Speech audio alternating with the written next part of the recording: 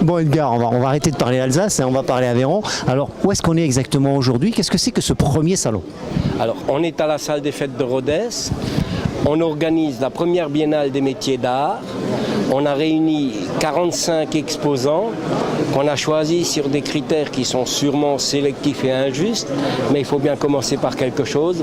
Donc on a choisi des entreprises du patrimoine vivant, des prix des métiers d'art et des meilleurs ouvriers. Alors, métier d'art, c'est un mot qui est souvent galvaudé, parce que les métiers d'art, ce sont quand même des métiers qui figurent sur une nomenclature et qui sont donc acceptés comme métiers d'art par nos instances de tutelle. Ici, on n'a que des métiers et on a mis métiers d'art parce qu'on considère qu'ils sont autant artistes qu'artisans. Alors, les métiers sont nombreux.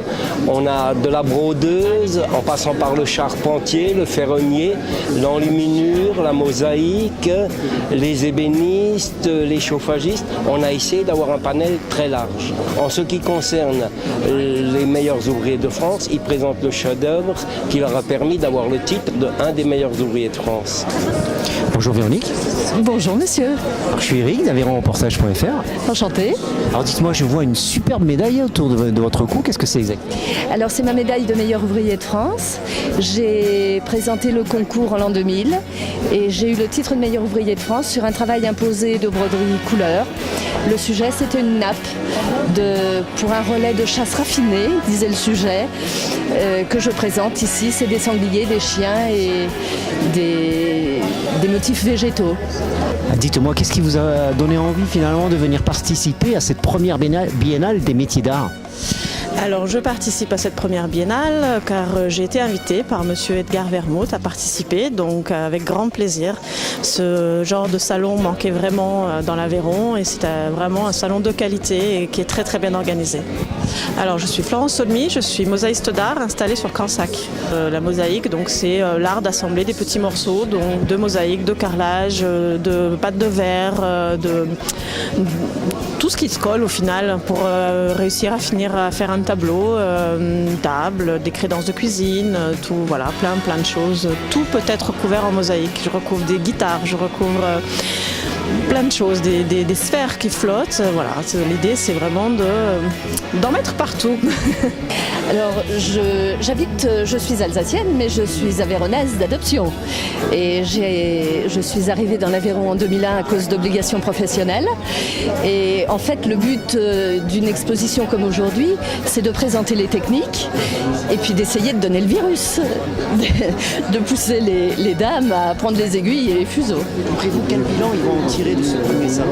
Eh bien, écoutez, j'ai eu le plaisir et la chance de guider une de vos confrères journalistes à travers le salon. On a vainement essayé de trouver une critique négative parce que trop de positifs aurait été mauvais. On a cherché, on a fait tout le tour et unanimement c'est fantastique, il faut continuer. Alors je participe à cette première biennale car j'ai été invitée par monsieur Edgar Vermouth à participer, donc avec grand plaisir. Ce genre de salon manquait vraiment dans l'Aveyron et c'est vraiment un salon de qualité et qui est très très bien organisé. Un grand plaisir, un bonheur extraordinaire, des rencontres très enrichissantes et puis espérer qu'il y aura une édition suivante dans 2 ans. Alors moi je dis oui, il faut continuer, mais à condition qu'on me soutienne un peu mieux et un peu plus fort que cette première fois. Je comprends bien qu'on n'était pas obligé de me faire confiance pour la première fois. À quand la prochaine? À quand la prochaine? Vraiment beaucoup de monde, beaucoup plus qu'on aurait pu le penser. Même aujourd'hui lundi c'est noir de monde, vraiment très surprenant et voilà, des gens très très intéressés, beaucoup de questions, les gens posent beaucoup de questions, voilà, promettent de revenir dans les ateliers, donc on les attend, on espère dans nos ateliers nombreux. Il faut quand même que je dise que par exemple le Conseil général est partenaire du comité d'organisation de l'Aveyron depuis que je m'en occupe, c'est-à-dire 10 ans, et me soutient pour chaque concours et me soutient aussi pour cette biennale. Mais je sais aussi que c'est de l'argent public et qu'il faut le distribuer avec parcimonie, mais je pense que dans la conjoncture économique dans laquelle on est, ce genre de salon peut peut-être booster un peu l'économie. Pour conclure, je dirais que les artisans doivent continuer sur leur lancée, ne pas baisser les bras et garder courage parce qu'après cette période, en viendra une autre.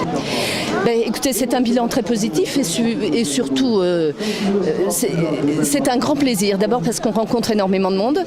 Ensuite parce qu'on a l'occasion de présenter des techniques, de présenter ce qu'on appelle l'excellence avéronaise tout de même dans le domaine artisanal, artistique, de montrer aussi que l'art s'intègre très bien dans l'artisanat et dans l'activité économique habituelle, et puis de montrer aussi le plaisir de présenter des techniques qui sont un petit peu, qu'on dit désuètes, mais qu'on continue à exercer et qu'on utilise de façon un petit peu différente de nos anciens, mais qui sont toujours là et bien vivaces.